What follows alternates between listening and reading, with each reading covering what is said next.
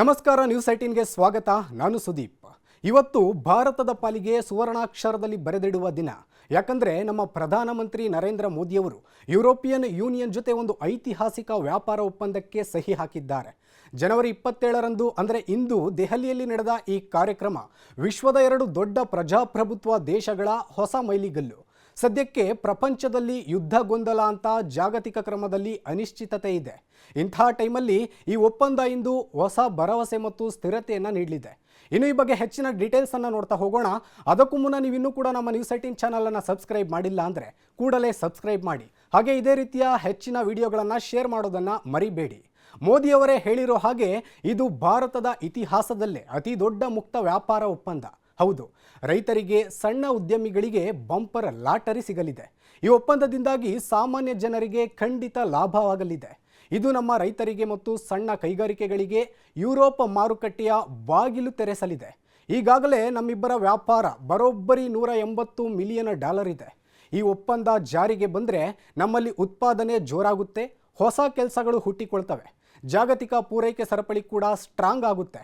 ವ್ಯಾಪಾರ ಅಷ್ಟೇ ಅಲ್ಲ, ರಕ್ಷಣಾ ಕ್ಷೇತ್ರದಲ್ಲೂ ನಾವು ಯುರೋಪ್ ಜೊತೆ ಗಟ್ಟಿಯಾಗಿ ನಿಲ್ಲಲಿದ್ದೇವೆ.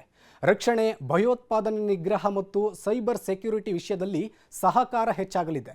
ನಮ್ಮ ದೇಶದ ಡಿಫೆನ್ಸ್ ಕಂಪನಿಗಳು ಯುರೋಪ್ ಜೊತೆ ಸೇರಿ ಹೊಸ ಅನ್ವೇಷಣೆ ಮಾಡೋಕೆ ಇದು ಬೆಸ್ಟ್ ಟೈಮ್ ಆಗಿದೆ. ಔಷಧ ವಲಯಕ್ಕೂ ಸಹ ಅನುಕೂಲ ಆಗಲಿದೆ. ಹೌದು, ಭಾರತ ಮತ್ತು ಐರೋಪ್ಯ ಒಕ್ಕೂಟದ ನಡುವೆ ಫ್ರೀ ಟ್ರೇಡ್ ಡೀಲ್ಗಾಗಿ 2007ರಲ್ಲೇ ಮಾತುಕತೆ ಆರಂಭವಾಗಿತ್ತು. ಟ್ಯಾರಿಫ್ ಮಾರುಕಟ್ಟೆ ಪ್ರವೇಶ ಮತ್ತು ನಿಯಮಗಳ ಕಾರಣದಿಂದಾಗಿ 2013ರಲ್ಲಿ ಮಾತುಕತೆಗಳು ಸ್ಥಗಿತಗೊಂಡಿದ್ವು. 2022ರಲ್ಲಿ ಮತ್ತೆ ಚಾಲನೆಗೊಂಡಿತು. ಜಾಗತಿಕ ವ್ಯಾಪಾರ ಬಿಕ್ಕಟ್ಟು ಉದ್ಭವಗೊಂಡ ಹಿನ್ನೆಲೆಯಲ್ಲಿ ಕಳೆದ 1 ವರ್ಷದಿಂದ ಒಪ್ಪಂದ ಸಂಬಂಧಿ ಮಾತುಕತೆಗೆ ವೇಗ ಸಿಕ್ಕಿತು. ಇದು ವಿಶ್ವದ ಎರಡು ಪ್ರಮುಖ ಆರ್ಥಿಕತೆಗಳ ನಡುವಿನ ಪಾಲುದಾರಿಕೆಯ ಪರಿಪೂರ್ಣ ಉದಾಹರಣೆಯಾಗಿದೆ ಎಂದು ಹೊಸದಾಗಿ ಸಹಿ ಹಾಕಲಾದ ಈ FTA ಕುರಿತು ಮಾಡಿದ ಭಾಷಣದಲ್ಲಿ ಪ್ರಧಾನಿ ಮೋದಿ ಹೇಳಿದ್ದಾರೆ. ಈ ಒಪ್ಪಂದವು ಭಾರತೀಯ ಉತ್ಪಾದನಾ ವಲಯಕ್ಕೆ ಪ್ರಮುಖ ಉತ್ತೇಜನ ನೀಡಲಿದೆ ಎಂದು ಪ್ರಧಾನಿ ಮೋದಿ ಹೇಳಿದ್ದಾರೆ.